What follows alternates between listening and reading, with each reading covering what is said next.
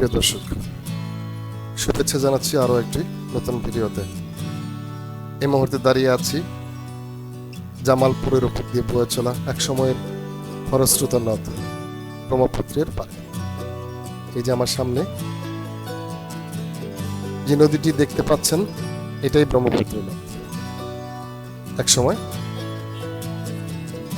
ভীষণ রকম স্রোত ছিল এই নদীতে।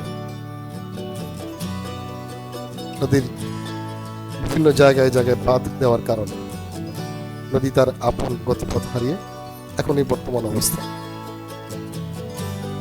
বর্ষাকালে যদি কিছু পানি দেখা যায়ও, কিন্তু বছরের বেশিরভাগ সময় নদীটি শুষ্ক থাকে, পানি একেবারে নাই বললেই চলে।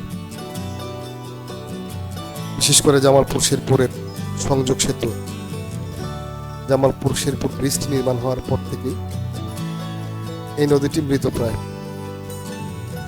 আমরা যখন ছোট ছিলাম তখন এই নদীতে নৌকা চলত, ঘাট ছিল, ফেরি পারাপারের জন্য ফেরিও ছিল। বড় বড় গাড়ি ঘোড়াগুলো দেখতাম ফেরিতে পারাপার হতো। আর জামালপুর এবং শরীরপুরের যারা নদী পারাপার করতেন তারা বেশিরভাগ খেয়া নৌকায় অথবা ইঞ্জিন চালিত সেলো বোটে করে আমরা নদী পার হতাম। বর্ষা মৌসুমে ভয়ঙ্কর রূপ ধারণ করত এই নদী, এবং একটা ভীতিকর অবস্থার মধ্যে দিয়ে আমরা এই নদীটি পার হতাম। আর সারা বছরই এখান থেকেই মাছ আহরণ করে জীবিকা নির্বাহ করতেন দুই পাড়েরই জেলেরা। কিন্তু এই নদীর বর্তমান যে অবস্থা, তাতে করে এখন এই নদী ভিত্তিক জীবন জীবিকা যাদের ছিল তারা আর কেউই এই নদী ভিত্তিক জীবন জীবিকার মধ্যে নেই।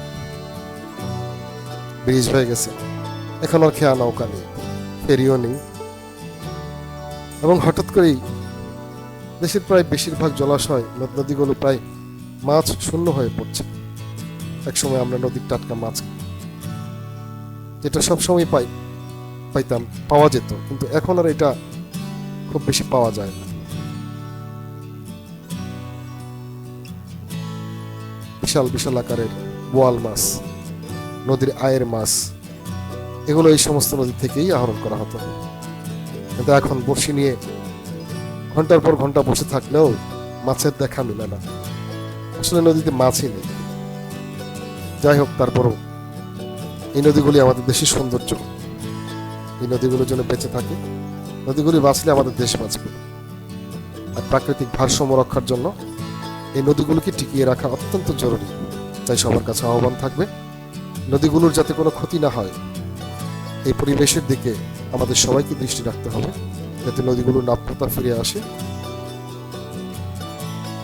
এবং নদীতে প্রচুর পানি থাকে। এই ব্যবস্থা নিশ্চিত করার জন্য সবাইকে অনুরোধ জানিয়ে শেষ করছি। আবার নতুন পুরো পর্বে আপনাদের সাথে দেখা হবে ইনশাল্লাহ। সেই পর্যন্ত বিদায়।